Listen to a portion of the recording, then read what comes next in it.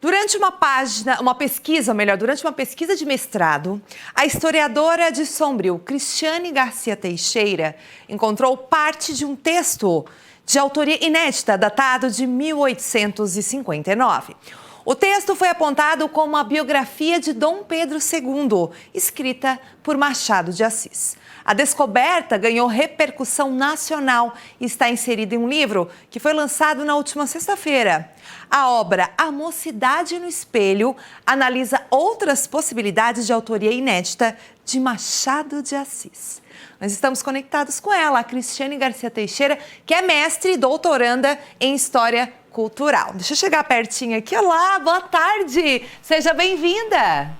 Boa tarde, Gisele. Muito obrigada pela oportunidade de vir aqui falar um pouquinho sobre o meu trabalho no programa Ver Mais. Que legal! A gente que está honrado, né, pessoal? Nós estamos honrados de ter uma pesquisadora, uma historiadora aqui do Sul, tendo esse feito. Agora conta pra gente, como é que você encontrou esse texto de Machado de Assis? Esse texto ele é fruto da minha dissertação de mestrado, defendida em 2016 na Universidade Federal de Santa Catarina. Eu venho pesquisando a revista O Espelho, né? Que quem me levou a essa revista foi o Machado de Assis, o jovem Machado de Assis, porque ele publicava nessa revista com 20 anos de idade. Mas meu objeto de pesquisa era a revista, né? E aí eu comecei a perceber que Machado de Assis era protagonista dessa revista. Ele ajudou na construção, ali com 20 anos de idade, e ele, para se ter uma ideia, publicou aproximadamente 40 textos nessa revista.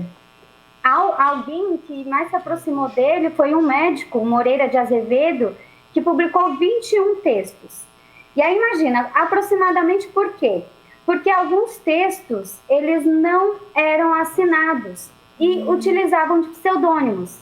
Então, eu usei métodos interdisciplinares da literatura, até da física, né, de pesquisa em... Carbono, datação?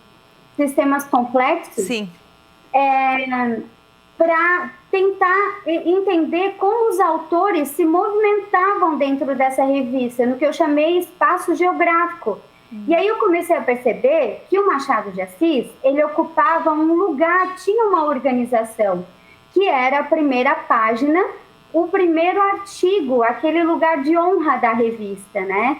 Para se ter uma ideia, dos 19 números dessa revista, que circulou no Rio de Janeiro entre 1859 e 1860, Machado de Assis ocupou esse lugar 12 vezes. Nossa, e você, desculpa interromper, mas você acabou então encontrando, através da sua tese, né? Você foi observando essa logística, esse, digamos assim, modus operandi, e daí identificou. E essas revistas estão onde? Em algum museu, em algum lugar? Onde é que você encontrou? Tem uma ferramenta maravilhosa na Biblioteca Nacional do Rio de Janeiro. Eu já fui lá pesquisar várias vezes, mas eles digitalizaram tudo. Então está tudo digitalizado no site da Biblioteca Nacional.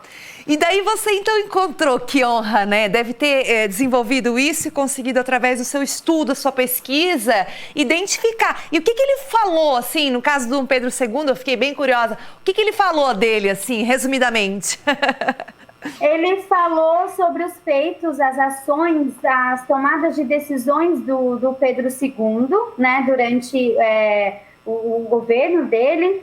E ele falou assim, olha, eu não vou falar sobre política, porque o cálculo e as conveniências me impossibilitam, que era o bolsinho do imperador. O Pedro II, ele pagava, né, para que as revistas circulassem. O IHGB, por exemplo, Instituto Histórico Geográfico Brasileiro, 75% da verba dele era paga por Pedro II, que é também uma tentativa de que falassem bem do Pedro II, né? Então ali ele se sentiu, ele não poderia falar, ele disse que não falaria sobre política, mas ele falou do jeito dele, trouxe revoltas que aconteceram na época, falou sobre algumas tomadas de decisões difíceis do Pedro II, mas ele também admirava Pedro II, mas com distanciamento crítico. Sim.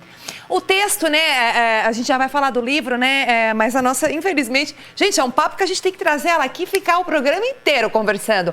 Mas a linguagem dele, esse jeito dele, porque você está falando de um Machado de Assis jovem, né, é ali aquele estilo Memórias Póstumas de Brás Cubas, já tem esse amadurecimento machadiano?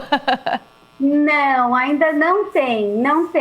Mas ele já é um grande observador social, com 20 anos de idade. Ele é um grande crítico que olha o que está na margem da superfície social, que é quando ele era maduro, ele também faz muito isso, né? De ser um ótimo observador social. Eu acho que todo mundo aqui que já passou pela escola já leu Machado de Assis, né? Um grande autor brasileiro que fundou a Academia Brasileira de Letras, né? Foi o primeiro presidente, é isso aí. Cris, então vamos lá, o seu livro, A Mocidade no Espelho, você lançou. Como é que faz para as pessoas acessarem e consumir essa leitura, com certeza muito gostosa e honra, né, de ser escrita por uma sul-catarinense?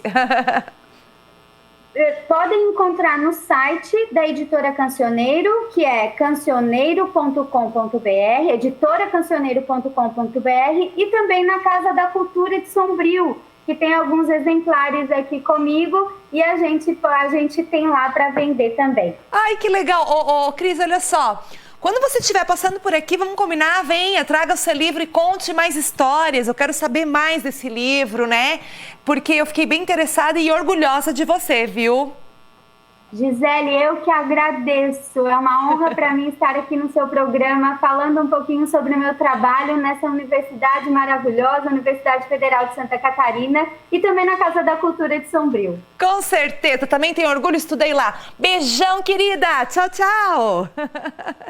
Que demais, né, gente? É o nosso povo, a nossa gente que estuda bastante, traz muito conhecimento, né? E dá orgulho pra gente, né?